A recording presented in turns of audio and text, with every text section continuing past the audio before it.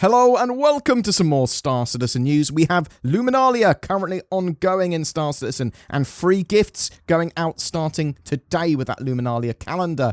Alpha 3.18 Wave 1 is imminently going out to players' hands, and we'll give you a quick summary of the week's goings on too. So, let's start with the RSI newsletter. Our festive Luminalia celebration has begun. Mark the holiday with us by delivering gifts and finding hidden ones around the verse, entering our community contests, and so much more. We have the 12 days of Luminalia surprises for everyone, starting December 11th, so today at time of recording, at 4 p.m. UTC. Claim your daily gift from our 2952 Luminalia calendar. For the first time, all of the gifts are usable in-game, so don't miss out. We're not getting little handlebars, pictures of the hover quad or anything like that. No tiny little reveals. It's all going to be skins and flair and wreaths and, I don't know, trees. I don't know, snow globes, things like that. That's most likely what's going to happen.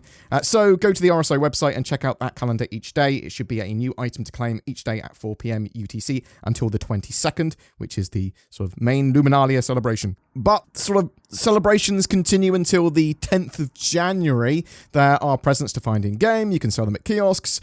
There are Christmas delivery missions, screenshot and greeting card competitions. Also, a referral bonus of an Argo MPUV during that time if someone signs up to Star Citizen and purchases something by January 10th of a value of at least $40. Then you and the person that used your referral code get an Argo MPUV, which is pretty cool because you can upgrade it to something else if you want. Star Citizen Alpha 3.18 Wave 1 PTU looks like it's going to be coming out Monday or Tuesday, the 12th or 13th probably. Cloud Imperium wanted to get it out for the weekend just gone, but there were some blockers with the build. Cloud Imperium are still expecting a mid-December release for 3.18 Live, which would technically be sort of like 15th, 16th, so only a few days after the Wave 1 PTU, which is still possible, but more realistically, I would expect the live release between the 15th and 22nd. So within that sort of week. Also, we had a recent roadmap update. All the features of Alpha 3.18 were confirmed as committed, meaning they finished their final review. So it looks like we're getting all the features that we expect. That said, it's possible that they might break some off for 3.18.1 build or whatever, but it looks good for everything being released for 3.18.0 initial build. We also had a sneak peek in the newsletter of a dense forest biome. I really like green and forests and sort of game, the biomes there. I'm hoping to see things like this and jungles and many more biomes in the future. But the more biomes they build, the sort of more areas and locations and assets they build, the quicker they can build the game with a lot more variety. So these forests will be used in a lot of locations. But they might look alien in some locations as they change the tints of the trees and the bark and make variations there. Inside Star Citizen looked at sounds being built for Pyro and its environments, mainly focusing on reverb.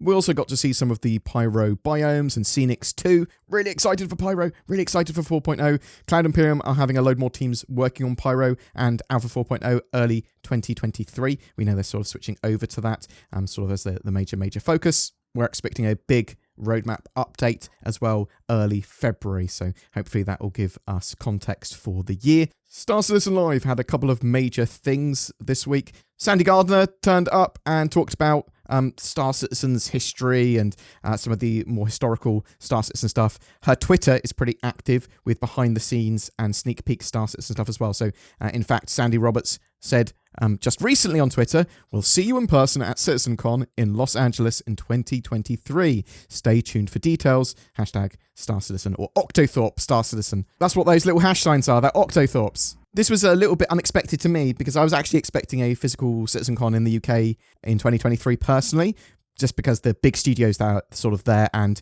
it would be all up and running, assumedly, by October next year. But maybe it's going to be a worldwide CitizenCon. Maybe it's just time for the US one because obviously of COVID and all the sort of things around that where they're not having CitizenCons for quite a long time. But I suspect we will see a UK-based CitizenCon in 2024, if not something magical happening in 2023. The other thing that was discussed was master modes on Star Citizen Live. So nav mode versus combat mode. Cloud Imperium want Star Citizen dogfights to be more World War II style, up close, a bit attrition-y, deliberate. They don't want sort of one-shot or instant deaths where possible during dogfights. They don't want it to sort of descend into jousting either. It's going to be a while before we have the new master modes and the new sort of flight updates and combat updates in game though. It's currently part of the Squadron 42 dev branch where it's seeing heavy iteration and testing. I've got a big video breakdown of master modes, the future of combat, and everything that's been talked about in a couple of videos which I will link down below for those interested, but they're definitely worth a watch. We had a patch watch as well during the week, which looked at quality of life updates in Alpha 3.18. There are lots of fixes to long-term and annoying issues. Also, the law system is going to be much more forgiving to randomly giving players criminal ratings now too. So hopefully we won't get them just sort of for walking around or bumping into someone else's ship or when someone bumps into us. We should see another patch watch coming later this week. There are some other Star Citizen Spectrum dev responses that I'd like to tag onto this video as well. Future shield penetration changes in 3.18. The OP says, with the upcoming shield penetration changes in 3.18, and noting the line, even strong shields will only scrub off a few % of incoming ballistic damage, will shields like the Successor ever see a return of their previous ballistic strength? I'm assuming no, but might as well ask. CIG replied, we haven't had time for a proper diversity pass on shields yet. When we get to that, we will look at Successors again. So for people that don't know, these are supposed to have very strong ballistic sort of resistance. And I would expect, actually, we will see shields that are specifically meant to resist ballistic weapons, but aren't so great against sort of energy weapons or have a much lower overall sort of shield health. A follow-up here.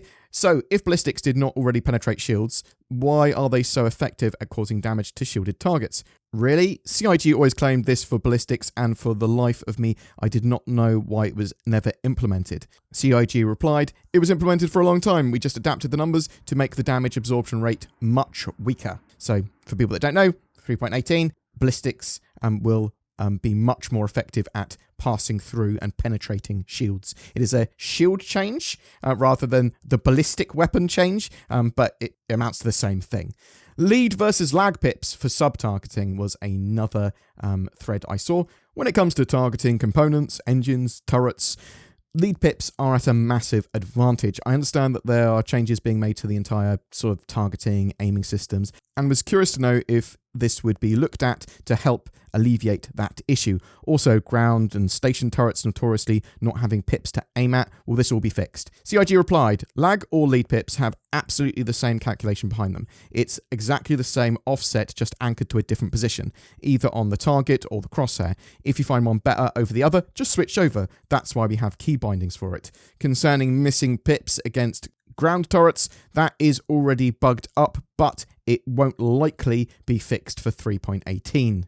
I'm assuming bugged up just means that they've got a fix planned for it, or they know about it. Disable aimbot to remove pip wiggle exploit was another thread that I saw. The aimbot aim assist that forces projectiles to go to the pip is a problem. The pip wiggle exploit abuses the aimbot by forcing projectiles in a direction that the ship is not actually travelling.